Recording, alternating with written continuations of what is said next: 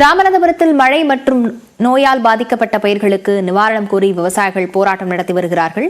இதுகுறித்த விவரங்களுடன் செய்தியாளர் வீரகுமரன் இணைந்திருக்கிறார். வீரகுமரன், விவசாயிகள் என்ன முழக்கங்களை எழுப்பி இந்த போராட்டத்தில் ஈடுபட்டிருக்கிறாங்க? அதாவது நெற்பயிர் மற்றும் மிளகாய் பயிர்கள் பாதிப்படைவதற்கு உரிய நிவாரணம் வழங்கவில்லை என விவசாயிகள் சங்கத்தினர் சேர்ந்து, அதாவது வைகை பாசன விவசாய சங்கத்தினர் மாவட்ட ஆட்சியர் அலுவலகத்தை முற்றுகையிட்டு போராட்டம் நடத்துறதா இருந்தது.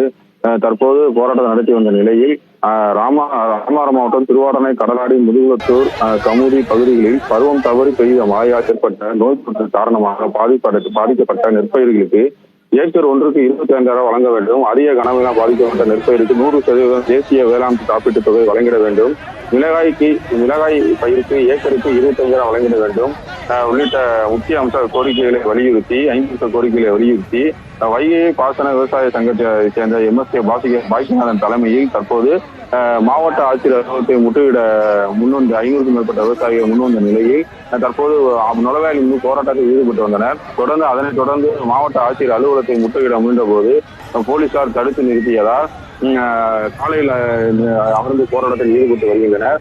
அதிகாரிகள் மாவட்ட ஆட்சியர் வர வேண்டும், இல்லை உரிய அதிகாரிகள் தற்போது வழங்கப்பட வேண்டிய நிவாரண தொகையினை உடனடியாக வழங்க வேண்டும், இல்லை என்றால் செல்ல மாட்டோம் என தற்போது மதுரை ராமேஸ்வரம் தேசிய நெடுஞ்சாலையில் சுமார் 500க்கும் மேற்பட்ட விவசாயிகள் சாலையில் அமர்ந்து போராட்டத்தில் ஈடுபட்டு வருகின்றனர்.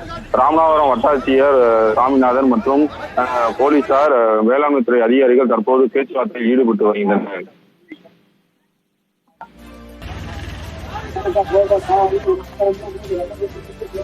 விவரங்களுக்கு நன்றி வீரகுமரன்.